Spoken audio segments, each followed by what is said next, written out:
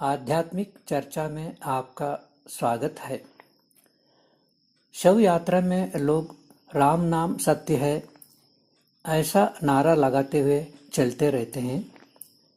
राम नाम सत्य है कहने का अभिप्राय है कि परमात्मा सत्य है, यानी राम नाम सत्य है कहकर नारा लगाने वाले यह घोषणा कर रहे हैं कि परमात्मा सत्य है। अब प्रश्न होता है कि यदि परमात्मा सत्य है तो असत्य कौन है, क्योंकि कोई असत्य होने पर ही किसी को सत्य कहा जाता है। यदि असत्य कोई नहीं है तो किसी को सत्य कहना निरर्थक हो जाता है। हम जब भी कोई वाक्य कहते हैं तो सुनने वालों को उस वाक्यार्थ के साथ उससे विपरीत वाक्यार्थ का भी बोध हो जाता है, यानी हम कहते हैं एक बात और सुनने वालों को दो बातों का बोध हो जाता है। जैसा किसी घर में दो भाई रहते हैं और यदि हम यह कहते हैं कि बड़े भाई ईमानदार है, तब सुनने वालों को यह भी बोध हो जाता है कि छोटा भाई बेईमान है।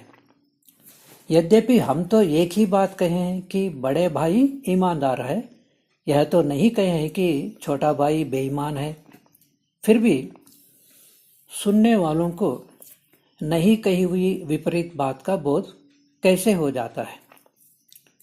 इसलिए हो जाता है क्योंकि यदि छोटा भाई बेईमान नहीं होता, वह भी ईमानदार होता, तो बड़े भाई को ईमानदार कहना निरर्थक हो जाता है।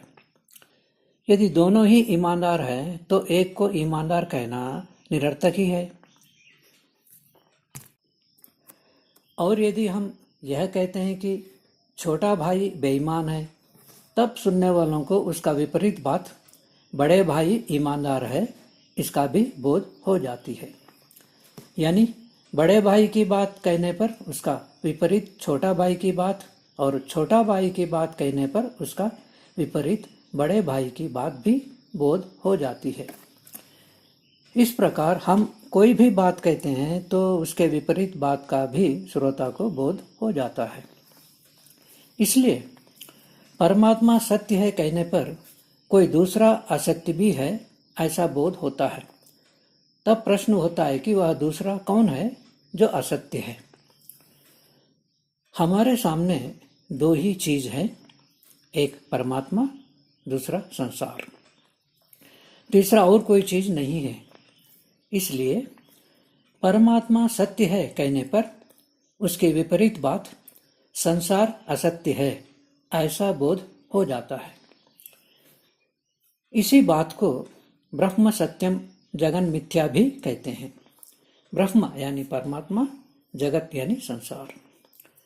अब एक उदाहरण से यह देखते हैं कि सत्य का क्या अर्थ है।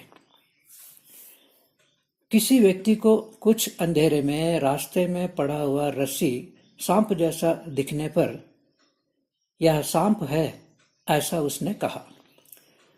फिर प्रकाश में देखकर यह तो रस्सी है ऐसा कहता है। वहां एक ही चीज है, उसी को एक बार सांप कहा, दूसरी बार रस्सी कहा है। अब सत्य क्या है, सांप है या रस्सी है? रस्सी सत्य है, यथार्थ है, वास्तविक है, यानी रस्सी विद्यमान है, रस्सी की सत्ता है। रस्सी सत्य है कहे या रस्सी की सत्ता है कहे, दोनों का एक ही अर्थ है। जिसकी सत्ता रहती है वही सत्य होता है।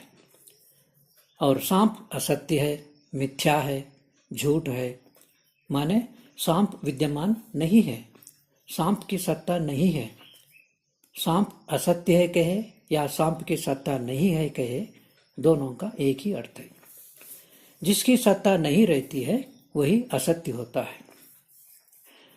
जैसा उदाहरण में सांप असत्य है, मिथ्या है, केवल भ्रम है, क्या संसार भी वैसा ही भ्रम है? नहीं, संसार बिल्कुल भ्रम नहीं है, संसार सत्य है, संसार की सत्ता है। इसीलिए संसार में लिप्त नहीं होना है, संसार सागर को तरना है। संसार को बनाने वाला परमात्मा संसार में ही छिपा हुआ है। ऐसी ऐसी अनेक बातें संसार संबंधी कही जाती हैं। यदि संसार है ही नहीं, केवल उदाहरण के सांप जैसा भ्रम है, तो संसार के संबंध में कही जाने वाली ये सारी बातें बेकार की बातें हो जाएंगे और हम संसार से कोई व्यवहार भी नहीं कर सकते। जो है ही नहीं उससे व्यवहार कैसे करेंगे? किंतु हमारे पूरे जीवन काल सांसारिक व्यवहार में ही बीत जाता है। इसलिए संसार बिल्कुल असत्य है, मिथ्या है, माया है, झूठा है आदि कहना सर्वथा गलत है। अब प्रश्न होता है कि फिर संसार भी परमात्मा जैसा सत्य ही है क्या? नहीं, संसार परमात्मा जैसा सत्य नहीं है। फिर संसार कैसे सत्य है? यह बात एक उदाहरण से स्पष्ट करता हूं। जब हम सिनेमा हॉल में पर्दे पर चलचित्र देखते हैं, तब उस चलचित्र की सत्ता है या नहीं? यानी चलचित्र सत्य है या असत्य है? जैसा उदाहरण में सांप की सत्ता है ही नहीं, असत्य है, केवल भ्रम है, वैसा ही है क्या चलचित्र भी? नहीं, वैसा नहीं है। रस्सी और सांप वाले उदाहरण में क्या होता है कि जिसने पहले प्रकाश में रस्सी को देख चुका होता है, उसको कुछ अंधेरे में भी वह रस्सी ही दिखाई पड़ता है, न कि सांप दिखाई पड़ेगा। हाँ, जिसने पहले प्रकाश में रस्सी को नहीं देखा है, उसी को कुछ अंधेरे में उस रस्सी में सांप दिखाई पड़ता है। किंतु चलचित्र के उदाहरण में वैसा नहीं है। चलचित्र प्रारंभ होने से पहले जिसने पर्दे को देखा है, उसको चलचित्र प्रारंभ होने के बाद भी पर्दा दिखाई नहीं पड़ता है, किंतु चलचित्र ही दिखाई पड़ता है। और जिसने चलचित्र प्रारंभ होने से पहले पर्दे को नहीं देखा है, उसको भी चलचित्र प्रारंभ होने के बाद चलचित्र ही दिखाई पड़ता है। दोनों उदाहरण में काफी फर्क है। रस्सी वाले उदाहरण में एक को रस्सी दिखाई पड़ता है और दूसरे को सांप, किंतु चलचित्र उदाहरण में दोनों को ही चलचित्र ही दिखाई पड़ता है। यदि चलचित्र भी सांप जैसा केवल भ्रम होता, तो जिसने पहले पर्दे को देखा है, उसको भी चलचित्र प्रारंभ होने पर पर्दा ही दिखाई पड़ना चाहिए। जैसे जिसने प्रकाश में रस्सी को देख चुका है, उसको अंधेरे में भी रस्सी ही दिखाई पड़ती है, सांप नहीं। इससे यह स्पष्ट होता है कि चलचित्र सांप जैसा भ्रम नहीं है, किंतु सत्य है, यानी चलचित्र की सत्ता है। पहले अभिनेताओं ने अभिनय किया है, उस अभिनय का फिल्म बनी है और उसी फिल्म को अब हम पर्दे पर देखते हैं। इसलिए चलचित्र सर्वथा सत्य है और पर्दा भी सत्य है। दोनों ही सत्य होते हुए भी दोनों एक जैसा सत्य नहीं है। पर्दा स्थायी सत्य है, त्रिकाल सत्य है, और चलचित्र अस्थायी सत्य है, केवल वर्तमान काल में ही सत्य है। चलचित्र आरंभ होने से पहले भी पर्दा था, चलचित्र चलते समय भी रहता है, किंतु छुपा रहता है, और चलचित्र समाप्त होने के बाद भी रहेगा, यानी पर्दा तीनों कालों में रहता है, इसलिए त्रिकाल सत्य है। किंतु चलचित्र वैसा नहीं है, आरंभ होने से पहले नहीं था, समाप्त के बाद भी नहीं रहेगा, केवल चलते समय ही रहता है, यानी केवल वर्तमान काल में ही रहता है। इसलिए एक ही काल में, वर्तमान काल में ही सत्य है।